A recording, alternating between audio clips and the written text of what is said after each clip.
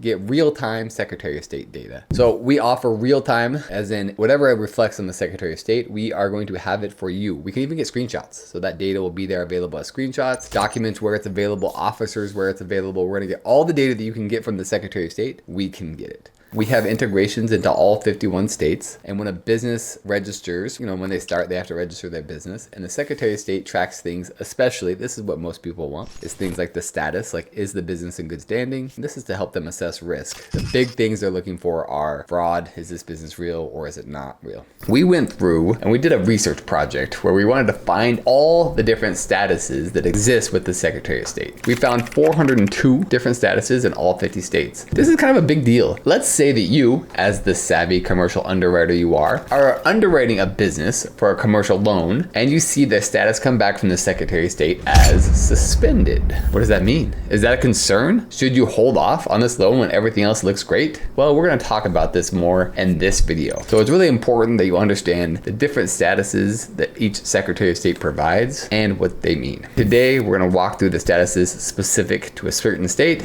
Arkansas's 10 business entity statuses you need to know. Number 1, good standing. The entity is fully compliant with all state requirements, including timely filings and fee payments. It is legally authorized to conduct business in the state and has no outstanding issues with regulatory authorities. Businesses in good standing are generally considered lower risk for lending, as their compliance indicates financial responsibility and operational stability, making them more attractive candidates for credit. Number 2, merged. The entity has been merged with another entity, resulting in the termination of its separate legal existence. The surviving entity continues to operate, and the merged entity no longer exists independently. Lenders should be cautious when considering loans to merged entities, as the financial structure and creditworthiness may have changed significantly, requiring a thorough assessment of the surviving entity's financial health and operational stability. Number 3, used. This status usually indicates that a particular business name or entity identifier is already in use by another entity.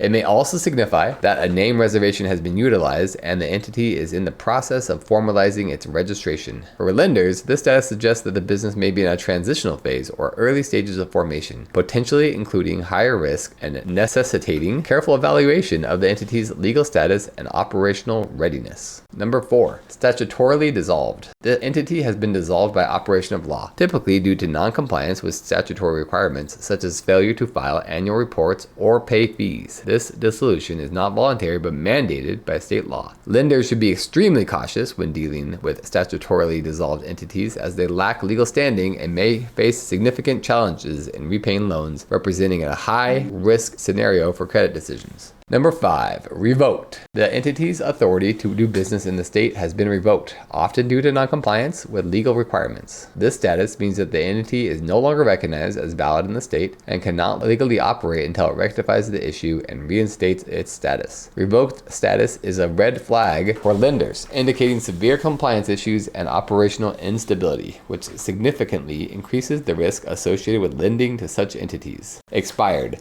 The entity's registration or charter has lapsed due to failure to renew within the required timeframe. An expired status means the entity is no longer authorized to conduct business unless it takes action to renew or revive its registration. Lenders should approach the expired entities with caution, as this status suggests potential financial difficulties or operational negligence, increasing the risk profile for lending decisions. Number 7, withdrawn. The entity has voluntarily withdrawn its registration from the state. This means the entity has chosen to cease doing business in the state and has formally notified the state of its intent to withdraw. Withdrawn status indicates a significant change in the entity's operation, potentially affecting its ability to generate revenue and repay loans, thus requiring careful consideration by lenders in terms of existing obligations and future credit decisions. Number 8, dissolved. The entity has been formally terminated through a voluntary or administrative process. It is no longer recognized as a legal entity and cannot conduct business. Dissolution typically follows the completion of necessary legal steps to wind down the entity's affairs. Lenders should be extremely cautious with dissolved entities, as they no longer have legal standing to operate or enter into new financial agreements, presenting a high-risk scenario for any lending activities. Number 9, not current.